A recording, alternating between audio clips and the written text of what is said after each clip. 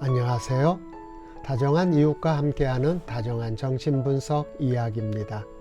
정말 오랜만에 인사를 드리게 되었습니다. 다정한 이야기, 그만두었나 하는 생각들이 있었을 것이라 생각됩니다. 밀려오는 바쁜 일정들 속에서 다정한 이야기를 지속적으로 감당하는 것이 여간 만만치 않은 일이었습니다.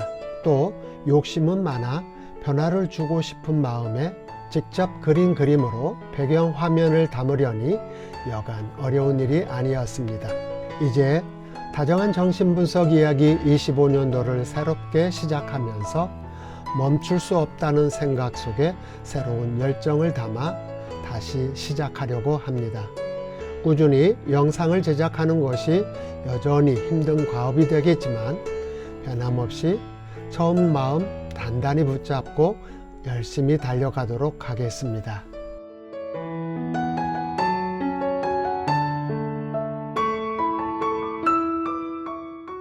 그동안 계속해서 다뤄왔던 정신분석학자 도널드 위니컷의 저서 아이, 가족, 그리고 외부 세계 속에 담겨 있는 내용들을 살펴보면서 그동안 심리상담을 통해 경험되었던 것을 토대로 아기와 엄마 사이에서 무슨 일이 벌어지고 있는지, 또 그 의미는 무엇인지 아기의 심리 발달 과정에서 필요한 주제들을 하나하나 살펴보려고 합니다.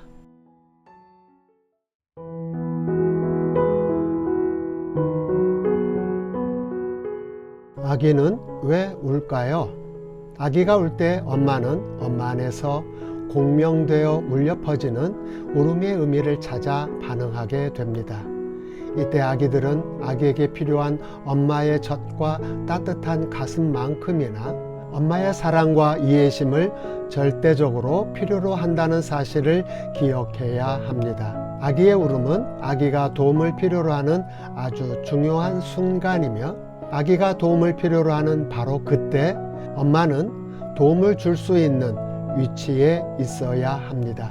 그 누구도 엄마만큼 아기를 잘 알지 못한다는 점에서 아기에게 도움을 줄 수 있는 가장 좋은 적임자는 엄마이며 엄마는 그 울음에 관심을 기울이고 이해하고 사랑으로 반응해야 합니다.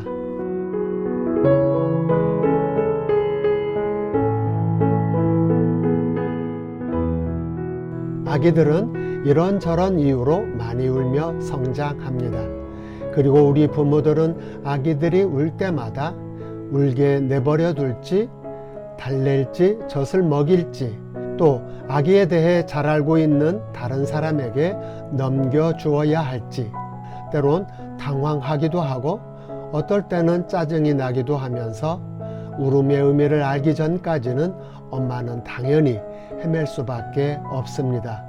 그런 이유로 우리 부모들은 다양한 아기 울음에 대하여 세심하게 살펴보고 이해하는 것은 아기를 사랑으로 잘 양육하기 위한 매우 의미 있는 일이 될 것입니다. 그리고 아기들은 울음을 통해 엄마의 이해라는 정서적 수유를 먹으며 아기들은 생각하기 능력을 발달시키게 되고 사고와 사회화 과정을 통해 현실 적응 능력을 키워 나갑니다.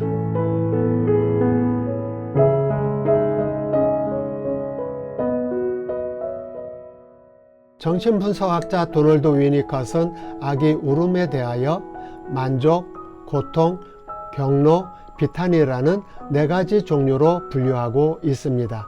아기 엄마들이라면 아이들의 다양한 울음에 대하여 어떻게 대처해야 할지 이미 많은 교재들과 인터넷 정보를 통해서 많이 알고 있을 것입니다. 하지만 우리는 일방적으로 알려진 관점에서 벗어나 도널드 위니컷이 강조하고 있는 아기 울음에 대하여 좀 더 다른 차원에서 살펴보려고 합니다.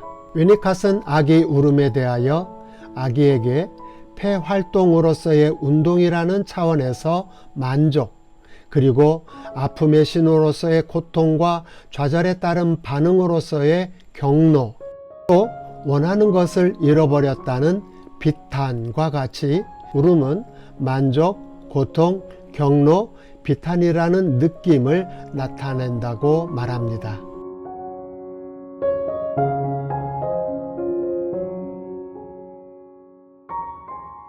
여기서 우선 위니캇이 강조하고 있는 만족이라는 차원에서 울음의 의미를 잠시 생각해 보려고 합니다. 우리들은 보통 아기들이 고통 때문에 운다고 생각하는 경향이 있습니다. 하지만 아기들은 쾌락을 위해서도 운다는 것이며 뿐만 아니라 아기들의 다양한 감정을 표현하는 도구로서도 울음이 사용된다는 사실도 기억해야 한다는 것입니다.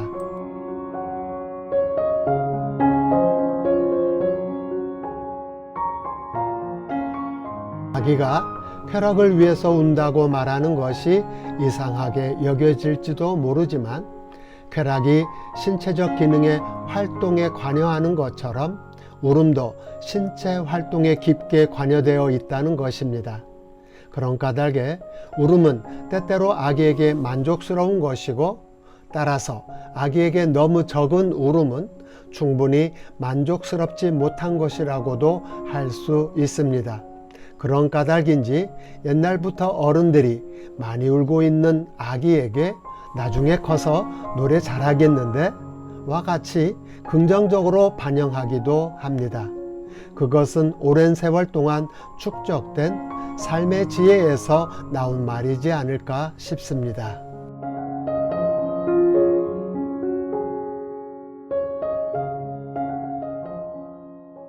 반면 또 다른 차원에서 아이 버릇 나빠진다 라며 아기가 울 때 너무 안아주어서는 안 된다는 말들을 하기도 합니다. 아기를 너무 오냐오냐 키워서는 안 된다는 말일 것입니다.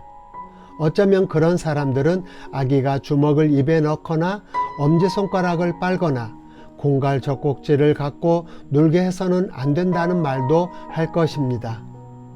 하지만 그런 사람들은 아기들이 자신들의 문제를 나름대로 해결할 방법을 찾아 사용하고 있다는 것을 모르고 하는 말입니다.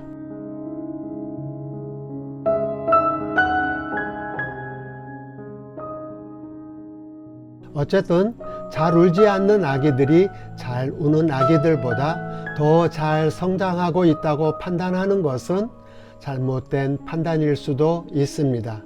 따라서 아기들의 정서를 필요를 따라 그 감정의 내용을 민감하게 읽어주고 반영해주고 반응해야 한다는 것입니다. 중요한 것은 아기들의 신체 운동이라는 아기의 관점에서 보면 모든 것이 좋은 것이라는 것입니다. 따라서 울음은 아기가 문제 해결을 위한 자신의 성취라고도 할 수 있으며 또 숨쉬기 운동이라고 할 수 있는 울음은 아기에게 당연하게 받아들여져야 하는 즐겁고 재미있는 것일 수도 있습니다.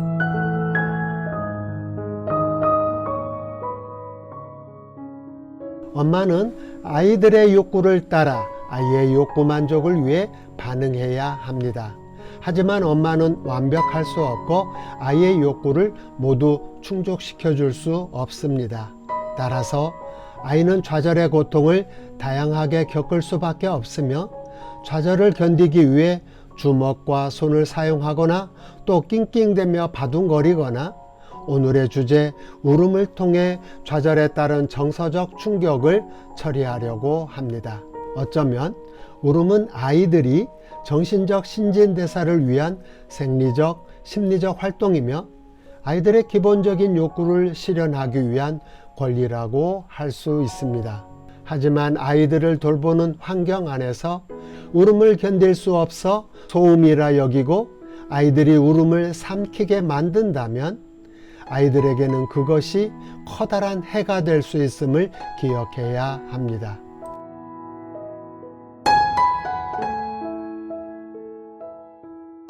이런 중요한 사실을 두고 도널드 위니컷은 신생아들의 힘찬 울음은 건강함과 힘의 신호라고 강조하면서 아기들이 힘차게 우는 것은 초기 형태의 체육 활동과 기능 연습으로 적용될 수 있고 또 그것 자체가 만족스럽고 즐거운 것이 될 수 있다고 말합니다.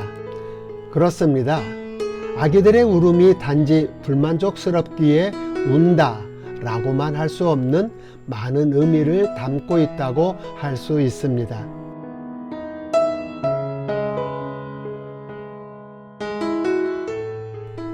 그런 의미로 울음의 또 다른 의미를 살펴보려고 합니다. 아기들의 울음은 분명 만족스럽지 못한 상황에 대한 고통을 담고 있고 자신의 어려움을 호소하는 자연스러운 행위입니다.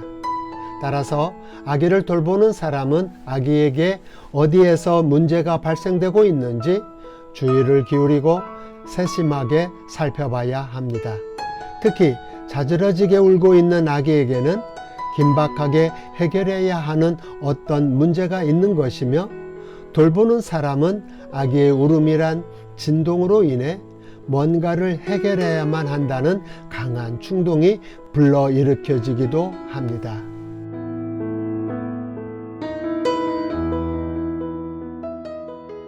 특히 울음 안에는 배고픔이란 고통을 담고 있기도 합니다. 배고픔이란 강한 자극은 아기에게는 생명의 위협으로 느껴지는 존재 멸절로 경험되는 강력한 불안으로 경험된다는 것입니다. 하지만 배고픔이란 어른들에게 있어서 잠시 참으면 되는 것이기 때문에 아기의 배고픔의 중요성을 인식하지 못하고 울음 속에 담긴 고통을 가볍게 처리하게 되는 위험이 따를 수 있습니다. 배고픔의 경험이 어른과 아기에게는 커다란 차이가 있음을 기억해야 합니다.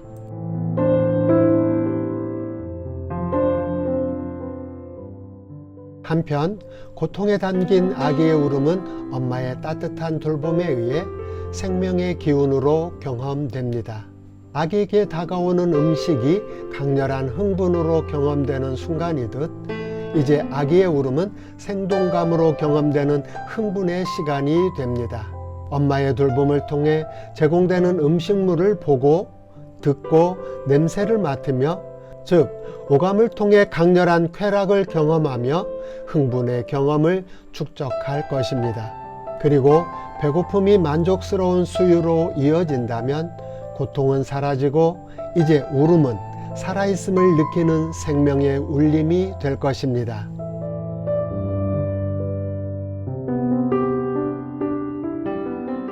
이제 또 다른 차원의 울음에 대해 생각해 보려고 합니다.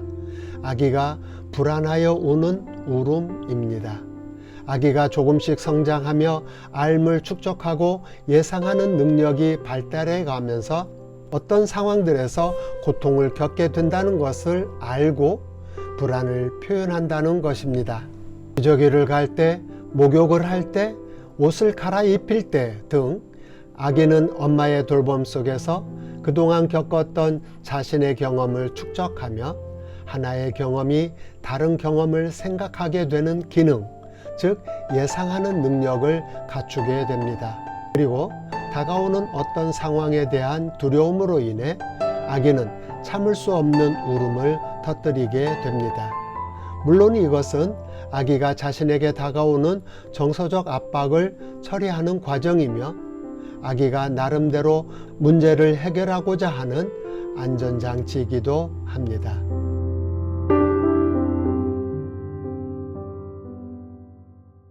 중요한 것은 울음을 통해 분출되는 불안이 처리되거나 예상되는 문제가 해결되어야 한다는 것입니다. 고통에 기초한 울음은 두려움이란 정서적 표현이기에 그것이 어떻게 해결되었는가 하는 경험은 아기의 울음 속에 축적된 예상된 고통으로 발달해 간다는 것입니다. 해결되지 못한 울음은 고통의 기억이 살아날 때마다 두려움이 담긴 강력한 울음으로 표현되어 나타날 것이며 고통의 문제가 해결되기를 기대할 것입니다. 하지만 울음으로 해결되지 않은 고통의 문제는 그것이 예상된 문제라 할지라도 또 다른 형태로 처리되며 그 안전장치는 다름 아닌 정신병리로 발달할 수도 있기 때문입니다.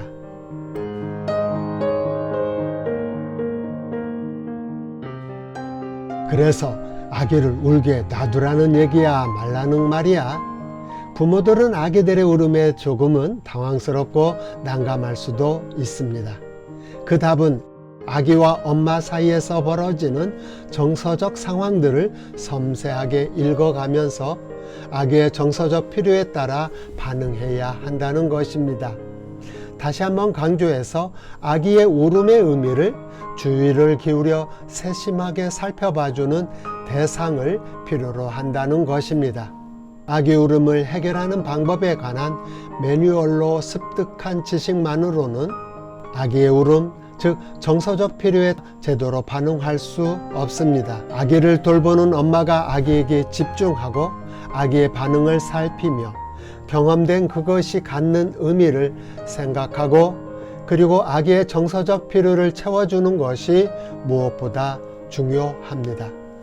다시 말해서 이 모든 과정 속에 담긴 아기와 엄마와의 관계 경험이 아기의 정서 발달에 가장 중요한 돌봄의 내용이 되는 것이기 때문입니다. 왜냐하면 그 대상과의 경험 속에서 정신병리가 발달하기 때문입니다.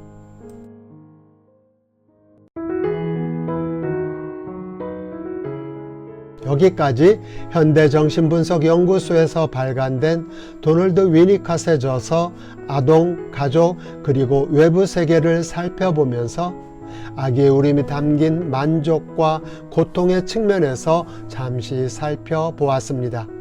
다음 시간은 아기는 왜 울까요? 두 번째 시간으로 아기 울음 속에 담겨 있는 경로와 비탄에 대해 좀 더 살펴보겠습니다. 우리 아기를 건강한 아기로 성장시키고자 노력하는 우리 부모들에게 정신분석의 원리와 그동안의 심리상담 경험을 나누며 미약하지만 생명 돌봄의 소명을 감당해 보겠습니다. 감사합니다. 아울러 심리상담과 정신분석에 대해 좀 더 알고자 하시는 분은 대전사회복지실천연구소 홈페이지를 방문하여 안내를 받으시면 되겠습니다.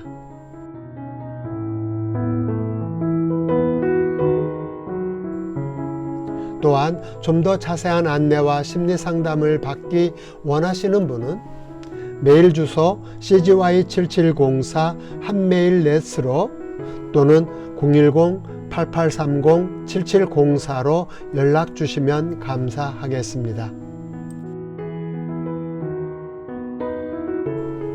선한 영향력이 주변에 퍼져나갈 수 있도록 가까운 분들에게 공유를 그리고 구독과 알람 설정을 통해 함께 해주시길 부탁드립니다.